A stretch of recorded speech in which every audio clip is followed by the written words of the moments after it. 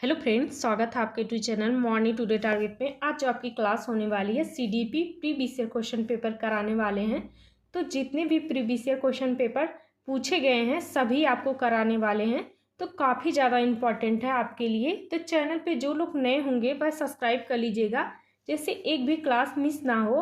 और अगर चाहते हैं मेरा फर्स्ट ही अटैम्प्ट में सीटेट क्लियर हो जाए तो अपनी तैयारी को अभी से रेगुलर करते रहिए। और कुछ कारणों से मेरी क्लास नहीं हो रही थी, इसलिए माफ़ी चाहती हूँ। अब डेली चलेगी आपकी क्लास।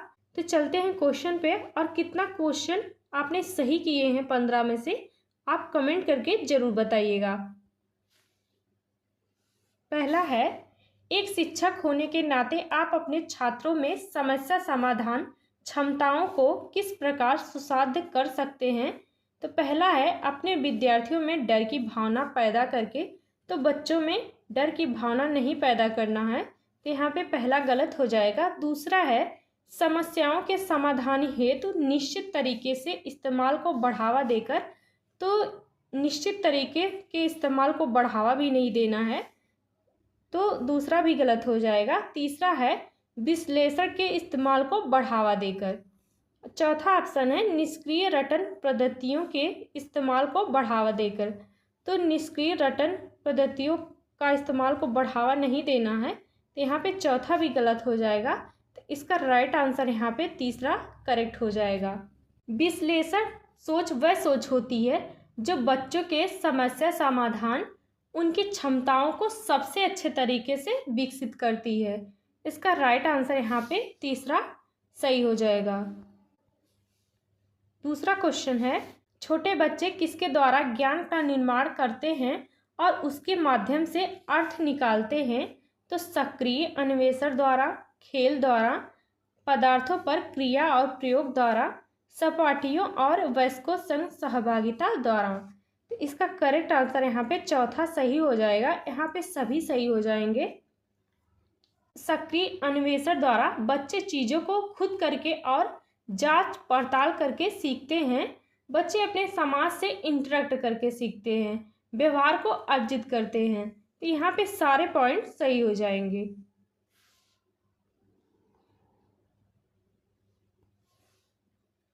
नेक्स्ट क्वेश्चन है, निम्न में से अधिगम की कौन सी दशा पर विद्यालयों में सबसे अधिक बल देना चाहिए।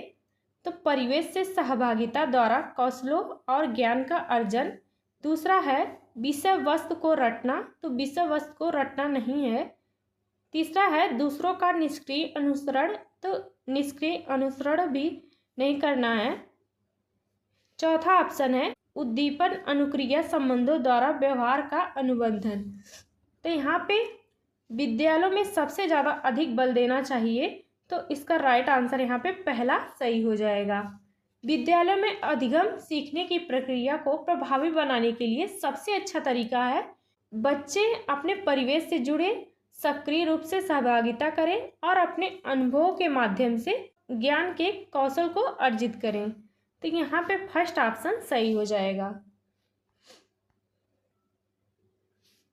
निम्न में से कौन सा युग्म सामाजिक संरचनात्मक उपागम के अनुसार छात्रों के पढ़ने को सुसाध्य कराता है।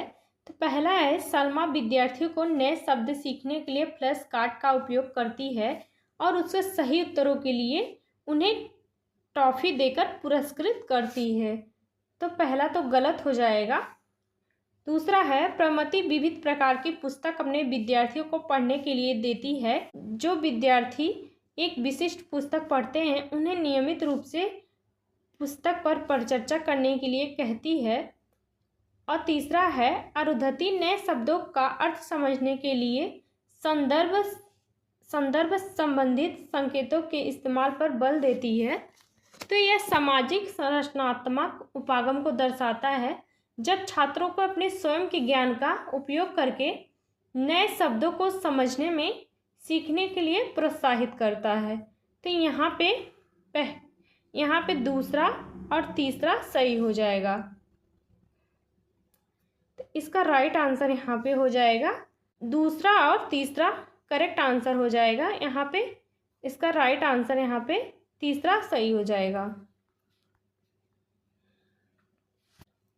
नेक्स्ट क्वेश्चन है, निम्न में से अधिगम का कौन सा परिप्रेक्ष्य यह कहता है कि मूर्त प्रलोभनों और पुरस्कारों द्वारा विद्यार्थियों को सीखने के लिए प्रेरित किया जा सकता है?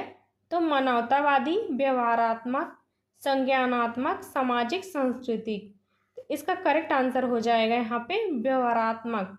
व्यवहारात्मक परिप्रेक्ष्य का यह मानना है कि अधिगम बाह्य उद्दीपनों और प्रतिक्रियाओं का परिणाम होता है। तो इसका करेक्ट आंसर यहाँ पे दूसरा सही हो जाएगा। शिक्षा के प्राथमिक स्तर पर बहुसंवेदनीय उपागम के इस्तेमाल को प्रोत्साहित करना चाहिए क्योंकि यह अधिगम को और अधिक प्रभावशाली बनाता है। दूसरा है, यह कुछ बच्चों को शिक्षा से वर्जित करने के मौके देता है। तीसरा है, यह शिक्षक की निर्देश अवधि का काफ़ी समय बचाता है। चौथा है, यह बच्चों में आज्ञापरायणता पैदा करता है। इसका करेक्ट आंसर यहाँ पे हो जाएगा पहला सही हो जाएगा। बहुसंवेदनी उपागम का अर्थ होता है ऐसे शिक्षण तकनीकों का उपयोग करना जिसमें बच्चे देख सकें, सुन सकें और गतिविधि कर सकें, क्योंकि छोटे बच्चे विभिन्न इंद्रियों के माध्यम से सीखते हैं। यह विशेष रूप से प्राथमिक स्तर पर सीखने का सबसे बेहतर तरीका होता है। तो इसका करेक्ट आंसर यहाँ पे पहला सही हो जाएगा। नेक्स्ट क्वेश्चन है, निम्न में से कौन सा सृजनात्मकता का अनिवार्य लक्षण है? तो अपसारी चिंतन, आवेगशीलता, सोच में केंद्रीकरण, अभिसारी चिंतन। कौन सा सृजनात्मकता का अनिवार्य लक्षण है? तो वह हो जाएगा अपसारी चिंतन। अपसारी चिंतन वह चिंतन होता है जिसमें बच्चे किसी समस्या के समाधान के विभिन्न रूप से देखने या समझने पर विचार करते हैं। तो इसका करेक्ट आंसर यहाँ पे पहला सही हो जाएगा।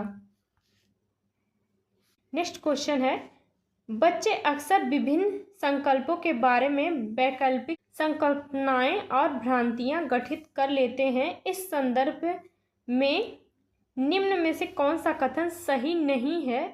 तो सही नहीं है, इस पे विशेष रूप से ध्यान दीजिएगा क्योंकि बहुत लोगों का क्वेश्चन इसी में गलत हो जाता है कि क्वेश्चन पॉजिटिव पूछा है कि नेगेटिव पूछा है। तो पहला है, एक अध्यापिका को बच्चों द्वारा गठित वैकल्पिक संकल्पनाओं और भ्रांतियों को सख्त रूप से हतोत्साहित करना चाहिए।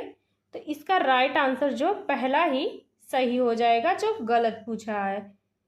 एक शिक्षिका को बच्चों की भ्रांतियों को समझकर धीरे धीरे सही दिशा में मार्गदर्शन करना चाहिए, ना कि उन्हें सख्ती से दबाना चाहिए या हतोत्साहित करना चाहिए। तो इसका करेक्ट आंसर यहाँ पे पहला सही हो जाएगा। नेक्स्ट क्वेश्चन है, विद्यार्थियों में व्यक्तिगत विभिन्नताओं को पूरा करने के लिए एक शिक्षक को क्या करना चाहिए? मानकीकृत पद्धतियों और आकलन के तरीकों का उपयोग करना चाहिए। दूसरा है, शिक्षा शास्त्री उपागमों और मूल्यांकन के विभिन्न संसाधनों का उपयोग करना चाहिए। तीसरा है, रटन आधारित अधिगम को निर्धारित करने के लिए एक रूप शिक्षा शास्त्र का इस्तेमाल करना चाहिए और योगात्मक आकलन पर बल देना चाहिए। तो यहाँ पे तीसरा गलत हो जाएगा। चौथा है, कागज पेंसिल आधारित परीक्षणों की संख्या में वृद्धि करनी चाहिए, पुनः मरण पर बल देना चाहिए। तो इसका करेक्ट आंसर यहाँ पे हो जाएगा दूसरा करेक्ट हो जाएगा। विद्यार्थियों में व्यक्तिगत विभिन्नताओं को पूरा करने के लिए एक शिक्षक को चाहिए शिक्षा शास्त्री उपागमों और मूल्यांकन के विभिन्न संसाधनों का उपयोग करना चाहिए, क्योंकि यह विभिन्न प्रकार के शिक्षण विधियों और मूल्यांकन तकनीकों के प्रयोग को बढ़ावा देता है, जिसमें हर छात्र की अलग अलग ज़रूरतों को पूरा किया जाता है। तो इसका करेक्ट आंसर यहाँ पे दूसरा सही हो जाएगा। एक बच्ची लिखाई में निरंतर कठिनाई का सामना करती है।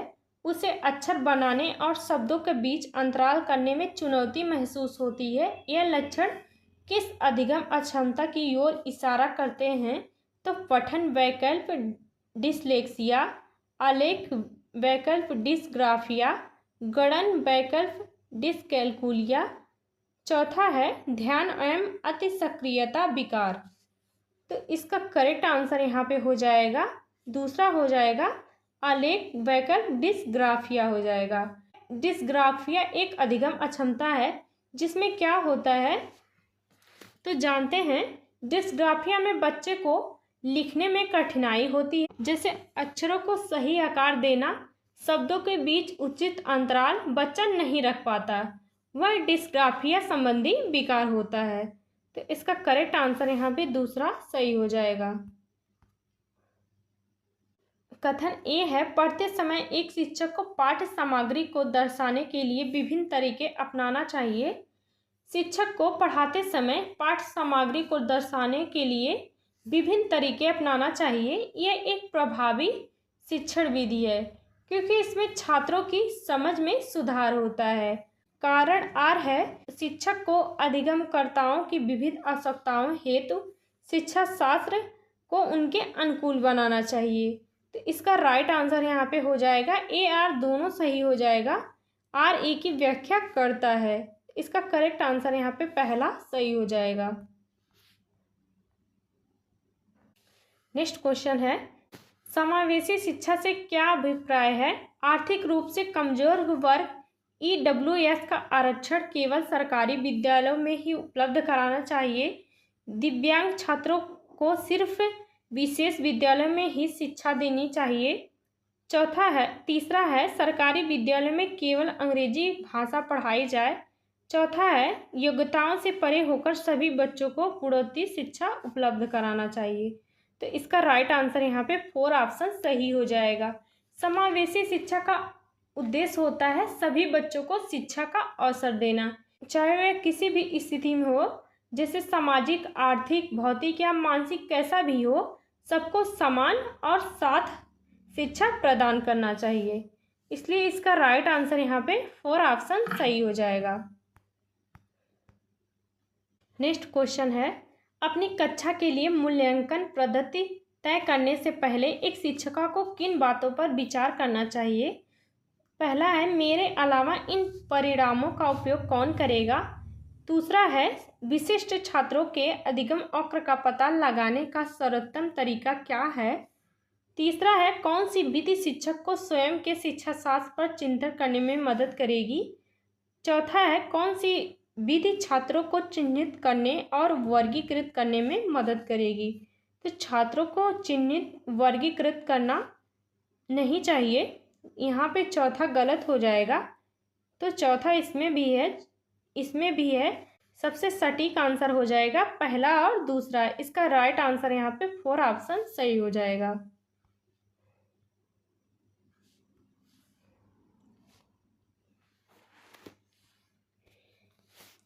नेक्स्ट क्वेश्चन है, निम्नलिखित में से कौन सा सतत एवं व्यापक मूल्यांकन का प्राथमिक उद्देश्य है? पहला है, छात्रों के प्रदर्शन की एक दूसरे से तुलना करना। तो बच्चों के प्रदर्शन की एक दूसरे से तुलना नहीं करना चाहिए, तो पहला गलत हो जाएगा। दूसरा है, छात्रों की समझ का आकलन करना और पाठ्यक्रम तथा शिक्षा शास्त्र को इनके अनुसार रूपांतरित कराना। तीसरा है, छात्रों को उनके प्रदर्शन के अनुसार वर्गीकरण करना, तो वर्गीकरण भी नहीं करना है। चौथा है, छात्रों को किसी विषय में सफल या विफल घोषित करना, तो ये भी नहीं करना है। सफल या विफल ये भी नहीं घोषित करना है। तो इसका राइट आंसर जो हो जाएगा दूसरा करेक्ट हो जाएगा। यह मूल्यांकन प्रणाली छात्रों की समग्र प्रगति पर ध्यान देती है, न केवल अकादमिक दृष्टिकोणों से, बल्कि यह पाठ्यक्रम के गतिविधियों, कौशलों, व्यवहार और प्रगति में सहायता करती है। इसका उद्देश्य है बच्चों का समग्र विकास सुनिश्चित कराना। तो इसका करेक्ट आंसर यहाँ पे दूसरा सही हो जाएगा। नेक्स्ट क्वेश्चन है, लैंगिक भूमिकाएं हैं तो अधिग्रहित व्यवहार हैं, जन्मजात व्यवहार हैं, जैविक संरचनाएं हैं, आनुवांशिक निर्धारित हैं। लैंगिक भूमिकाएं समाज और संस्कृति के द्वारा निर्धारित की जाती हैं, जिन्हें व्यक्ति सीखता है और अपनाता है। यह जन्मजात नहीं होती हैं, यह समाज द्वारा बनाई जाती हैं। तो यह अधिकृत व्यवहार है, इसलिए इसका राइट आंसर यहाँ पे पहला सही हो जाएगा। आज के लिए बस इतना ही, मिलते हैं नेक्स्ट क्लास में। क्लास कैसी लगी कमेंट करके ज़रूर बताइएगा। मिलते हैं ऐसे ही किसी क्लास में।